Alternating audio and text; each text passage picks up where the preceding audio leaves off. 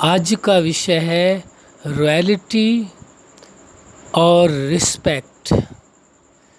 आपने इन शब्दों को बहुत ही प्रयोग किया होगा और बहुत ही सुना जाने वाला शब्द है रॉयल्टी और रिस्पेक्ट। आप देखेंगे हर रिश्ते की जो नींव है वो यही कहा जाएगा रॉयल्टी और रिस्पेक्ट। यदि आप अपने रिश्तों के बीच में या कोई भी व्यक्ति अपने रिश्तों के बीच में जो शब्दों का उच्चारण है यानी जो आप बोलते हैं उसमें रॉयल्टी है और रिस्पेक्ट है तो वो रिलेशन कभी टूट नहीं सकता है। आज जो अनेकों घरों के अंदर टकराव हो रहे हैं, चाहे वो माँ बाप बच्चों के बीच में, पति पत्नी के बीच में, दोस्त दोस्त के बीच में, किसी भी रिश्ते के बीच में यदि कोई टकराव का मूल कारण है या कहें किसी चीज़ का न होना जिसकी वजह से ये सब हो रहा है वो है रॉयल्टी और रिस्पेक्ट।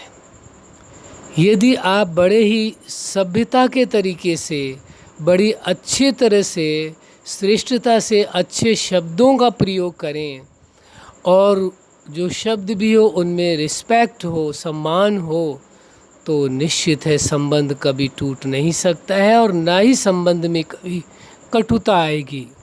यदि संबंधों के बीच में कोई टकराव, कटुता या कोई विरोधाभास पैदा होता है तो उसका मूल कारण यही है रॉयल्टी और रिस्पेक्ट की कमी। यदि इन दोनों चीज़ों को पूरा आप कर लें तो निश्चित है आपका हर संबंध इतना अच्छा हो सकता है जिसके लिए आपने कभी सोचा भी नहीं होगा।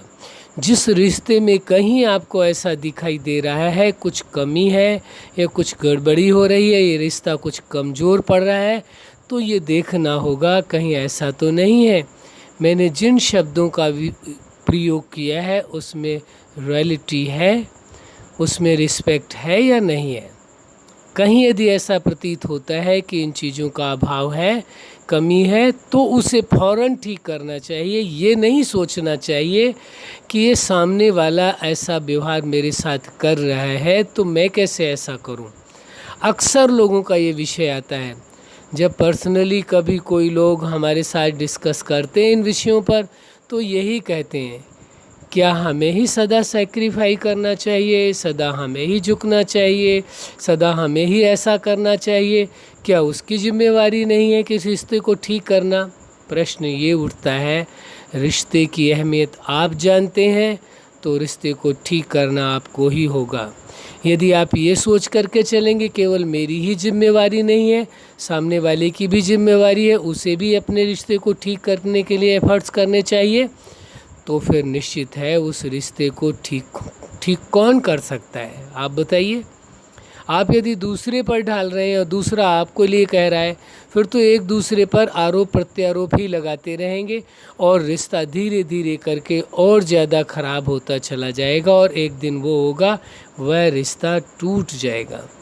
तो रिश्ते को टूटने से बचाने के लिए ये अति आवश्यक हो जाता है अपने शब्दों पर पूरा ध्यान दिया जाए और जो शब्द बोले जाएं वो बहुत ही रॉयल्टी भरे हों और साथ साथ रिस्पेक्ट से भरे हों। सम्मान भी दें आप लोगों को। यदि आप अपनों को आप सम्मान नहीं देते हैं जिनके साथ संबंध है, हर बात में आप उन्हें अपमानित करते रहते हैं तो ये आप अपना ही सबसे बड़ा नुकसान करते हैं। अंदर से उनका रिश्ता आपसे टूटता चला जाएगा धीरे धीरे करके और एक दिन वह आएगा कि वो रिश्ता समाप्त हो जाएगा। हम इसीलिए इस विषय की चर्चा कर रहे हैं। हम नहीं चाहते कि जिसके जो रिश्ते हैं वो कभी भी टूटें। उसके कारण आप स्वयं बने ऐसा नहीं होना चाहिए। इसलिए आपको स्वयं को देखना है, स्वयं को चेक करना है, स्वयं को जज करना है कहीं आपकी कोई चूक तो नहीं है। इसका मतलब ये नहीं है कि कोई बड़ा है तो छोटों को कुछ भी बोल सकता है या कोई छोटा है तो बड़े को कुछ बोल सकता है। नहीं, बड़े को भी चाहे उम्र में बड़ा है तो उसे भी अपने कम उम्र वाले के साथ भी रिस्पेक्ट से, रॉयल्टी से ही बात करनी है, और छोटे को भी अपने बड़े के साथ रिस्पेक्ट एंड रॉयल्टी के साथ बात करनी है। यदि आप ऐसा करते हैं तो निश्चित है कि आपका संबंध स्थायी रूप तक में रहेगा, आपका संबंध होल लाइफ रहेगा, इसमें कोई शक नहीं है। लेकिन कंडीशन यही है कि आप समझ चुके होंगे, रॉयल्टी के साथ, रिस्पेक्ट के साथ, बड़े हैं तो छोटों के साथ बात करें और छोटे हैं तो बड़ों के साथ बात करें।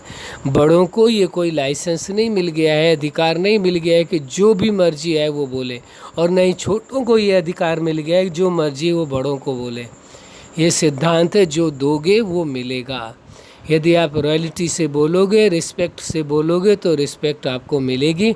यदि आप रिस्पेक्ट से नहीं बोलते हैं, चाहे आप बड़े ही क्यों ना हो, बार बार आप लोगों की बेइज्जतियां करेंगे, अपमानित करते रहेंगे, तो निश्चित है कि वो कब तक सहन करेंगे। एक सीमा तो सबकी। इसका मतलब ये नहीं है कि हम बड़ों पर कोई आरोप लगा रहे। जो ऐसा करते हैं उन्हें अपने आप को बदल लेना चाहिए।